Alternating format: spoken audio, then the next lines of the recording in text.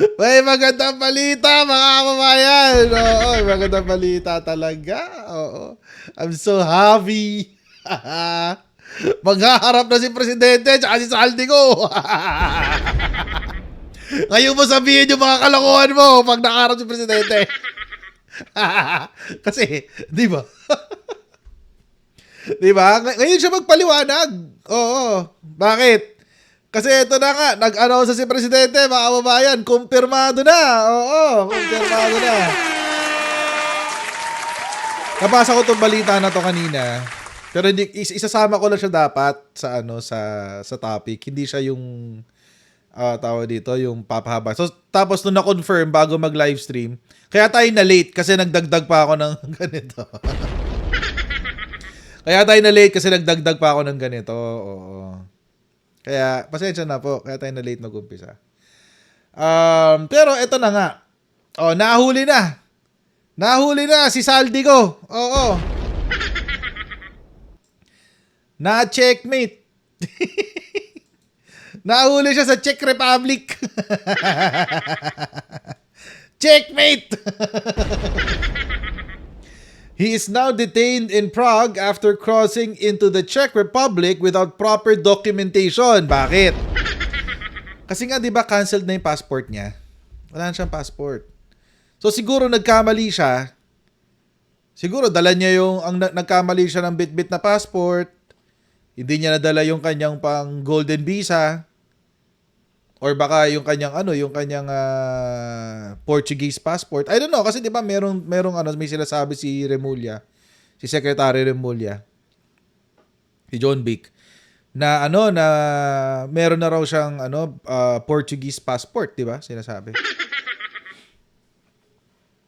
Pero siguro, I don't know, I'm not sure kung ano nangyari diyan, but definitely nahuli siya sa border. Oo. Nahuli siya sa border. At ang kanyang pagkakahuli ay dahil hindi kompleto ang kanyang papel. Ibig sabihin, either ang ginamit niyang passport ay yung kanyang canceled na passport or umasa lang siya dun sa kanyang golden visa. Baka wala pa siyang passport na bago. Kaya napilitan siyang gamitin yung kanyang regular passport. Ayun. Checkmate. Ba't kasi siya magti-TNT sa Czech Republic?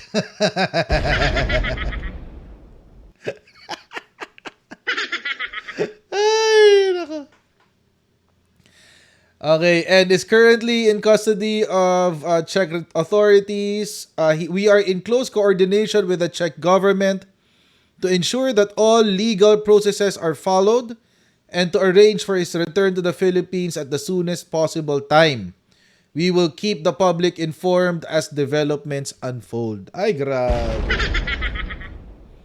Eto na. Siguro, eto ang kutob ko dyan. Siguro nakakutob siya. Or, saan na yung tubig ko?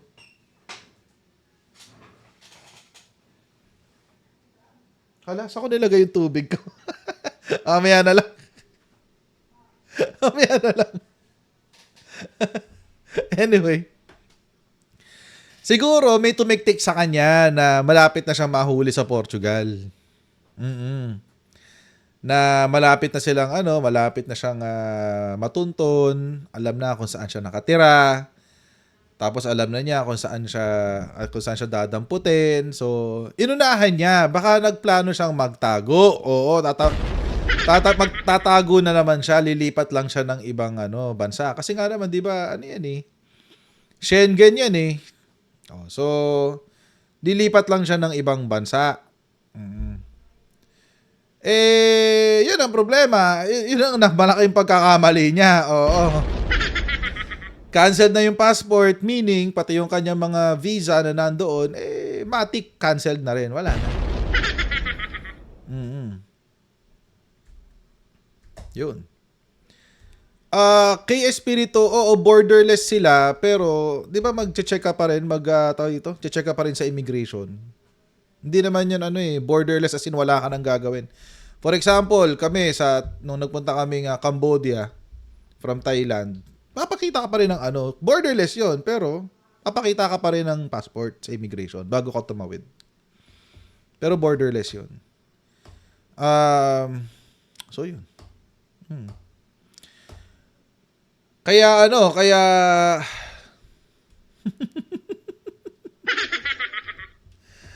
kaya yun, ayan, sabi ni Kay, to check daw sa visa. So, ayun. Baka doon siya nahuli. Oo, nabisto nung chine-check yung passport, tinatype nung immigration officer. Biglang nag-red flag. Passport is canceled. Uy, patay! Huli ka, Malbon! Oo. Ngayon, makikita na natin, mga kababayan, kung ano ang tunay na itsura ni Saldico. Kung totoo ba na nangayayat siya o totoo ba na AI yung ginawa niyang video, etc. So, malalaman na natin finally guys. So, di ba?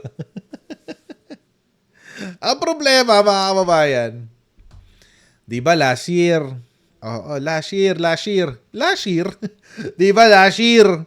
Nagkalat ng video to si Saldico. Oo. Ang dami-daming pinagsasabi tungkol kay PBBM. Oo, tungkol daw sa maleta. Paano ang extradition process sa pag-uwi ni Saldico? Wala extradition process yan. Deportation yan. Oo. Walang extradition yan. Deportation yan. Kasi sa immigration siya nahuli. Hindi naman siya na-aresto ng Interpol eh. Walang walang extradition yan. So, i-deport siya. Oo. I-deport siya. 'Di ba? Kasi ang humuli sa kanya is the immigration office. So, ayun. Deport yan. I-hold na yan i-hold na siya sa airport. Hindi na siya papaalisin doon. Nakadetain na siya sa loob ng airport. Doon na lang siya.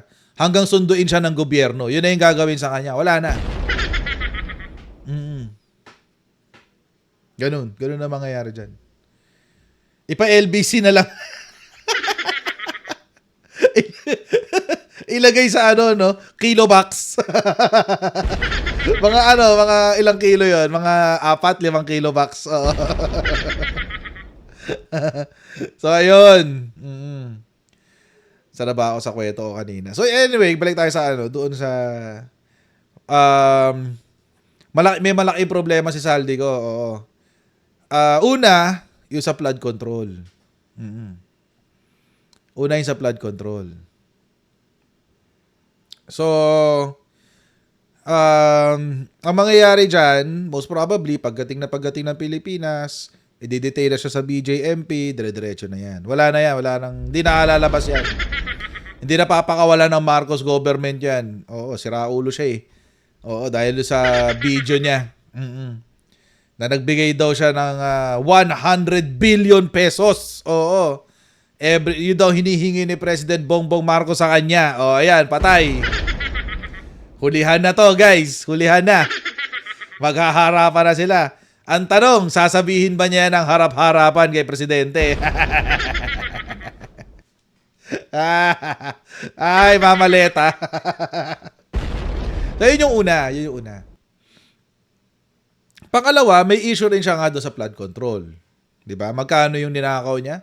More or less, actually, tinakas pa lang niya from the flood control. Aabot na ng 150 billion pesos, 150 billion pesos. Dinaan sa crypto. Oh, lang yan. Lala, di ba? Dinaan sa crypto yon, guys. Ang lala. 150 billion pesos. Siyempre, meron pa siya mga iba pang kaso dito sa Pilipinas. Oh, napakarami nun. Ang palala pa niyan, yung kanyang video na yan, ginamit ng mga DDS, di ba? Di ba, MB Napoles, salamat sa yung super chat. Wow naman! Wow!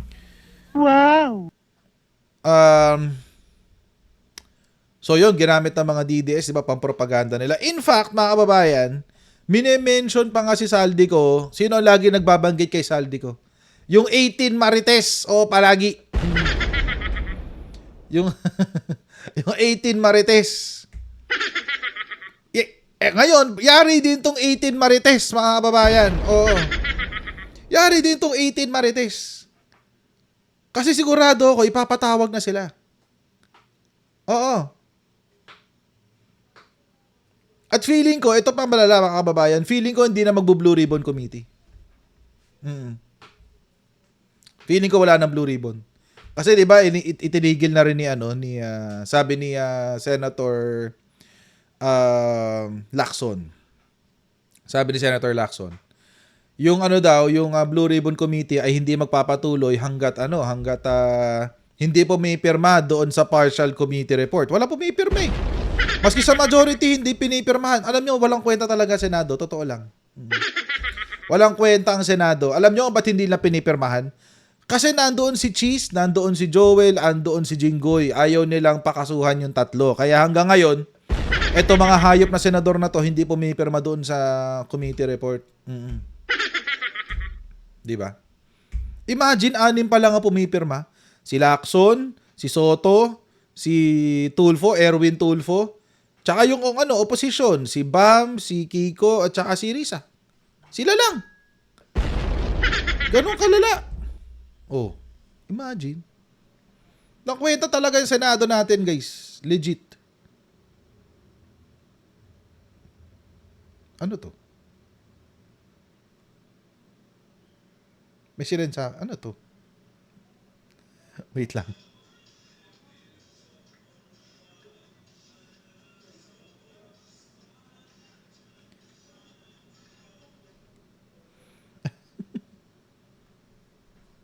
Anyway.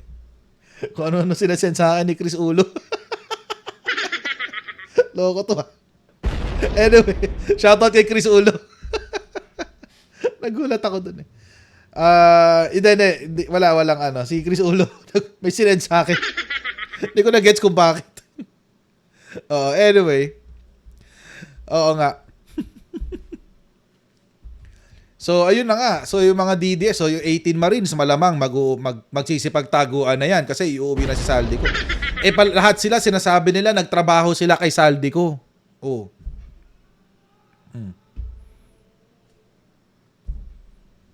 Diba?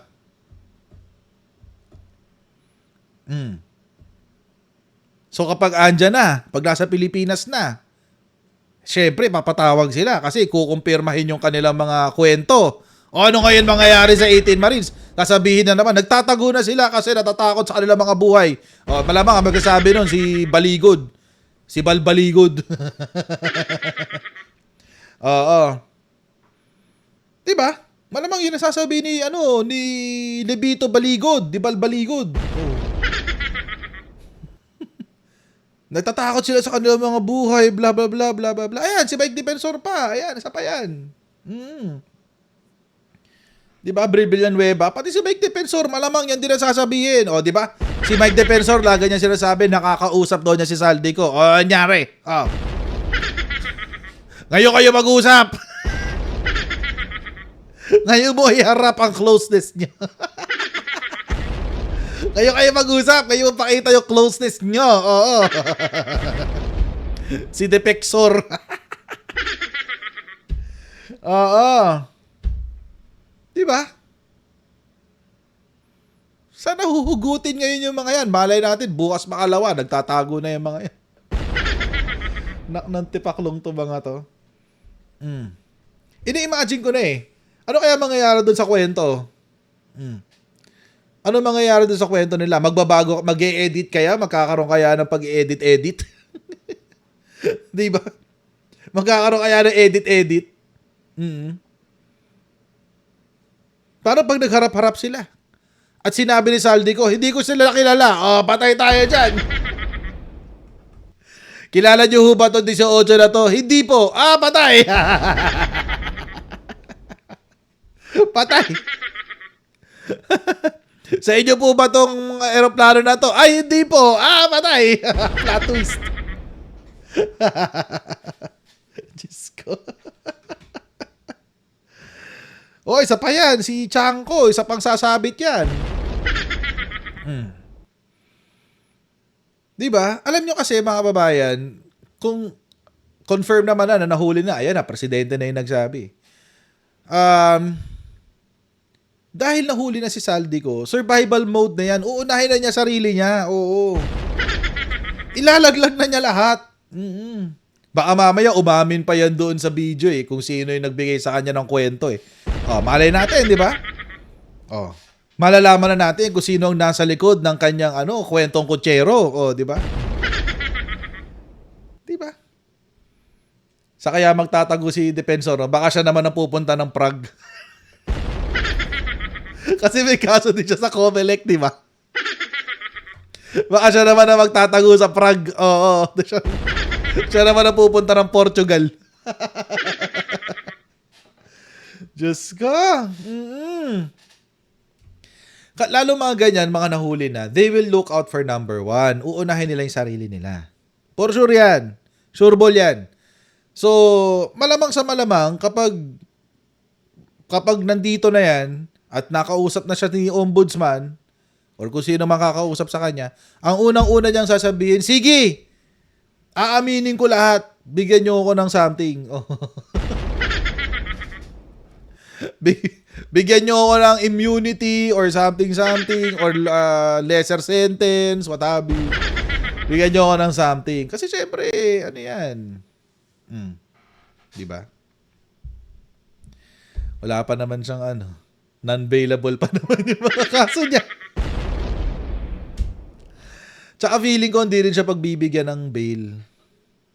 Lalo kapag alam nating flight risk. Hindi na pagbibigyan ng bail. Kahit magmakaawa yung abogado niya. Ano pangalan ng abogado niya? Yung mayabang. Mayabang yun eh.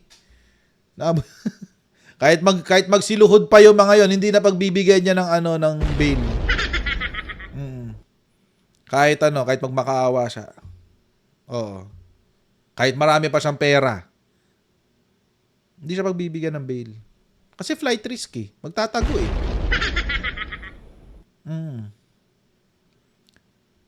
Actually, YSL Mon, feeling ko magpapanik si Defensor pag uwi niyan dito sa Pilipinas. Magpapanik yan. Baka siya naman ang sumunod na manahimik. Oo. 'Di ba? Ingay-ingay nila eh. Ngayon nandiyan na si Saldico. Di ngayon sila ngayon sila mag-ingay. 'Di ba? Ang tanong ngayon, mga kababayan, isasalba ba siya ng mga DDS? Isasalba ba siya nila Mike Defensor, ng nila sino ba yung mga amuyong ni Topacio, di ba? Ipagtatanggol ba nila si Saldico tulad ng pagtatanggol nila kay Sara Duterte? I doubt. Hindi mangyayari yun. Hindi mangyayari yun. Hindi nila ipagtatanggol si Saldico. Ayun, Attorney Rondain. Ayan, si Attorney Rondain. Yan yung abogado ni Saldico eh. Hindi nila gagawin yun kay Saldico. Kasi as far as they're concerned, mga kababayan, si Saldico is already a sinking ship. Sinking ship na siya. Wala na silang pake doon. Wala na silang pake doon. So lahat ng mga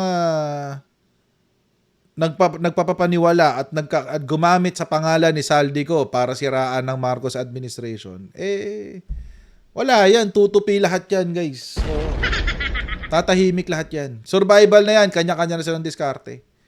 Lalo si Defensor, tsaka si Chabit. Yan mga yan. Na laging bukang bibig nila si Saldico, tsaka si Baligod. Tira niya, wala na kayo maririnig kay Baligod pagka uwi ni Saldico. Pustahan tayo. Pustahan tayo. Wala na kayo maririnig kay Baligod. Hindi na yan mag-upload na ito yung helicopter ni Saldico, ito yung maleta ni Saldico, ito yung ganito ni Saldico, ganito ni Saldico. Tatahimik na yan. Alam niyo kung bakit? Kasi lahat ng ilalabas niya na tungkol kay Saldico, gagamitin sa kaso laban kay Saldico. Andito na kasi. So tatahimik na yan. Tatahimik na yan. Lalo yung 18 Marines talaga, mananahimik yan. Wala na kayo maririnig dyan sa 18 Marines. Di pala 18 Marines, 18 fake Marines. Wala na kayo maririnig. No joke. No joke. Ito na yung katapusan nung 18 fake Marines. Wala na kayo maririnig dyan. Pati yung sino ba isa? Di Madriaga yun eh. Si Gutesa? Matagal na kayo walang naririnig, di ba? O mas lalo kayong walang maririnig ngayon.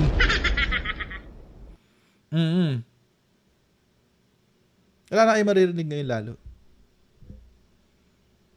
Wala, gano'n lang yun. Ang gusto ko malaman, mga kababayan, hindi yung kung bakit ginawa ni Saldi kung siraan, ba't niya ginawa yung AI video. Wala akong interest doon, alam naman natin kung bakit. Ang gusto ko malaman, mga kababayan, kung sino. Sino yung mga kasabwat niya. Oo. Sino yung mga kasabwat niya? Yun ang gusto ko malaman. At kasi may chismis nga ako na nabalitaan na si Saldi ko noong panahon na nangyayari yung rally ng iglesia sa Luneta. Noong panahon na yon, nandoon na siya sa Japan. Nagre-ready na siyang bumalik, nag-iintay na lang siya ng go signal na bumalik na siya ng Pilipinas. Pero nasa Japan na siya. At from what I understand or from the stories that I gathered or doon sa mga narinig kong kwento, nung nasa Japan siya, ang kausap niya ay si Aimee at si GMA. Yun ang kwento narinig ko.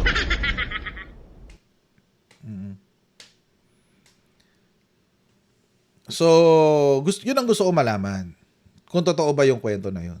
At ano yung napag-usapan nila, ano yung pinangako sa kanya. So, gusto ko malaman kung totoo yun. Sobrang etong linggo na to, daming pasabog, no? Una, yung impeachment, daming pasabog ng impeachment. Hanggang ngayon, pinag-uusapan pa rin. My goodness. Yung mga pasabog ni Madriaga, hanggang ngayon, pinag-uusapan pa rin. Hirap na yung mga DDS i-discredit si Madriaga, eh. So, diba? Pero alam nyo, mga kababayan, etong si PBBM, no? So far, lahat ng mga, maliban kay Harry Roque, lahat ng mga high-profile criminals na nagtago, na nagtago abroad, napapauwi niya. For example, si Alice Go. Yan. Nahuli yan noong 2024. Nahuli sa Indonesia yata o Malaysia. Either of the two. Tapos si Tebes noong 2025, May 29, 2025. Tapos si Harry Roque, malapit na yan. Alam niyo kung bakit malapit na si Harry Roque? Alam niyo ba't malapit na si Harry Roque? Kasi mga kababayan, hindi ho patatagalin ng tawag dito hindi na siya sa Netherlands eh. Nasaan na ba si Harry Roque? Austria. Hindi ho patatagalin ng Austrian government yung kanyang tawag dito, yung kanyang asylum. Hindi patatagalin yan. Bibigyan yan agad ng decision. Ang problema, malamang sa malamang, ang DFA natin nakikipag-usap din sa Austrian government. Alam nila yan. Alam nila yung mga kaso. Alam din nila yung mga development sa kaso niya. Lalo-lalo na yung doon sa farmers na inagawan niya ng lupa.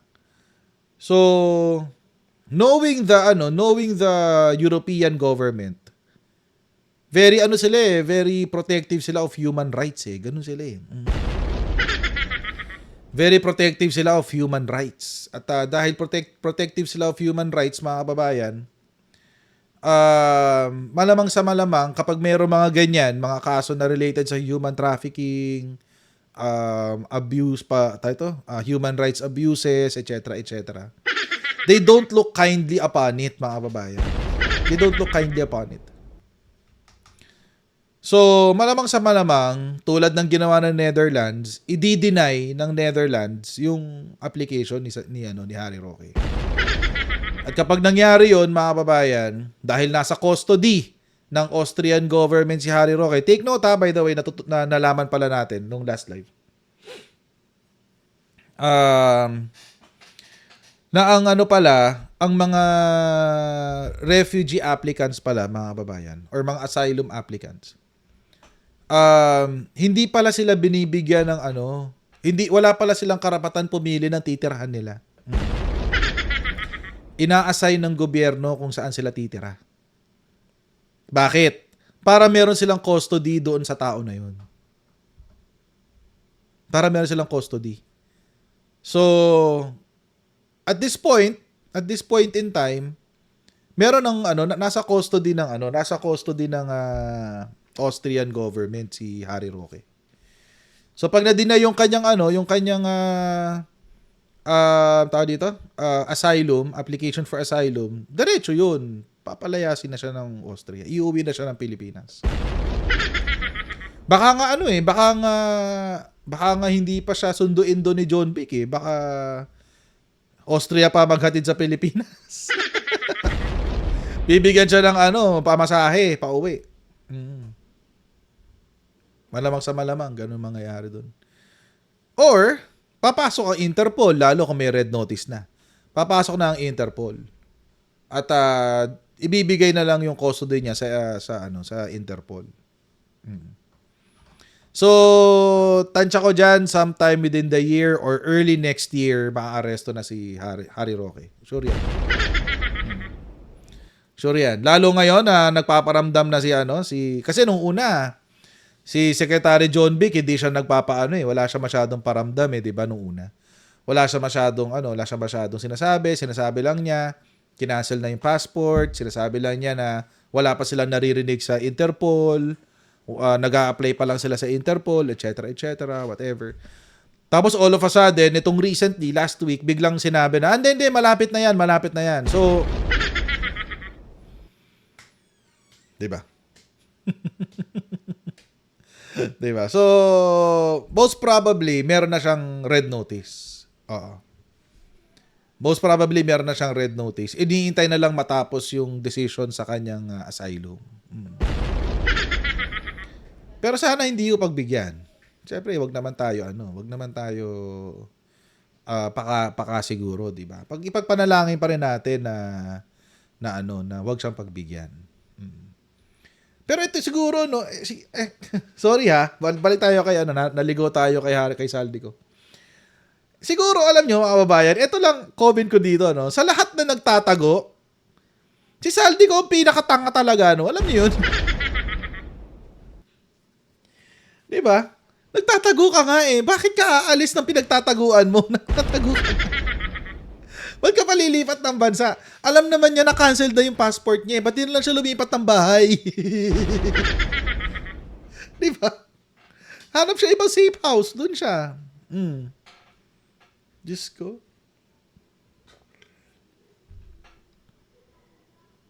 Ang dami-dami mong pera. Ba't ka po aalis ng Portugal? Yung tuloy, nahuli ka. Sabi ni Tank User, na-compromise na. Well, oo, given naman yun, na-compromise na. Kaya nga siya magtatago. Kaya nga siya lilipad ng Prague. Pero di ba, common sense, alam mo naman na canceled na yung passport mo, humanap ka na lang na ibang bahay. Di ba? Baka nainip. baka nainip. Diyos ko. Grabe yung niya, yung tinakas niyang pera, 150 billion. Ang lala. Pwede ka pala talaga mag-money laundering sa crypto, Huwag nyo gagawin yun, illegal yun.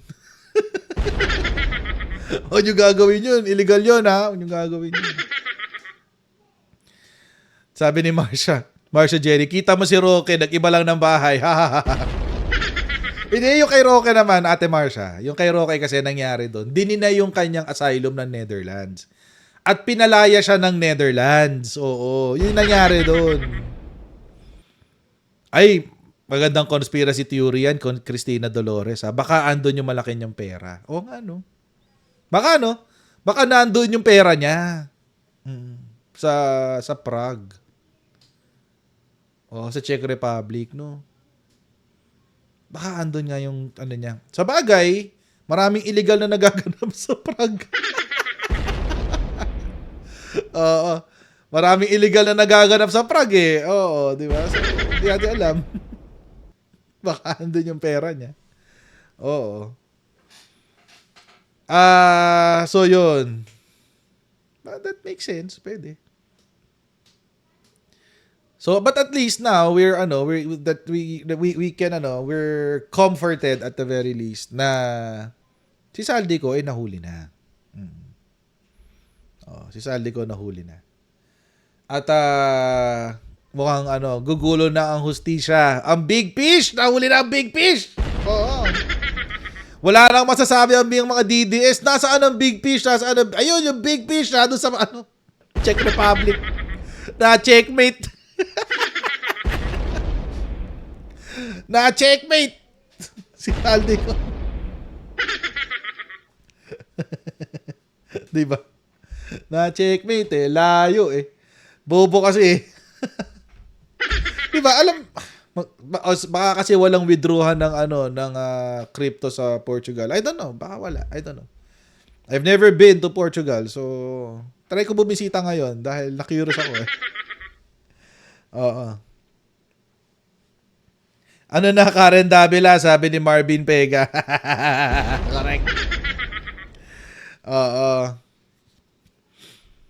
Diba? Pahiya si Karen Davila. Oo. Ano kaya sabi ni Karen Davila ngayon? Hindi, si Karen Davila obsessed siya kay kay former speaker Martin Romualdez. So, wala pa rin yan. Oh, ang isasabihin lang niyan, nahuli na si Saldico. Paano naman si Martin Romualdez? Ganon. Kasi para sa mga katulad niya, dahil allegedly ang nag-appoint daw kay Saldico ay si Martin Romualdez, edi may connection sila, 'di ba? May connivance sila or conspiracy, whatever. Ikakanta daw ni Saldico si Martin. Wala problema. O di kanta niya. O di maglabas siya ngayon ng ebidensya niya. Di ba? Yun lang naman yun Yun lang yun Ilabas niya. Labas niya. Wala problema dun. Go, go, go! Sabi ni Joe Aguliana, Escudero next daw. Escudero next. Actually, feeling ko ang susunod si Joel Villanueva. Feeling ko, sometime in May, baka May, mid-May, Joel Villanueva yan. Sunod. Oo. So, lumalabas na ang mga big fish. Nahuhuli na. Feeling ko huli si Escudero. Huli siyang makakasuhan. Tsaka maaresto. Si Chis Escudero. Feeling ko lang naman. Kasi ngayon, wala pang nakahain kay Escudero Wala pang nakahain kaso. Hindi katulad kay Jinggoy tsaka kay Joel Villanueva. Ando na. Kumbaga tumatakbo na yung na kaso nila. So most probably si Joel tsaka si Jinggoy within May magkakaroon niya ng kaso. Within May. Si Escudero medyo siguro mga July, mga June, July yan. Si Escudero. Kasi ngayon pala nagki-case build up kay kay Escudero. So, medyo matagal pa yan. Pero again, congratulations sa Marcos administration. Good job. Good job kayo dyan. At kita-kita tayo sa ating susunod na live stream. God bless everyone. See you in a bit, guys. Bye.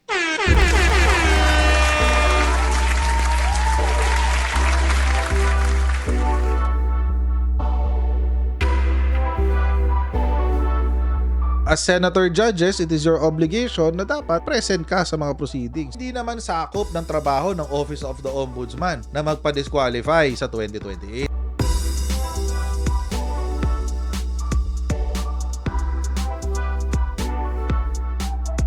I-identify na natin lahat ng Manchurian candidates.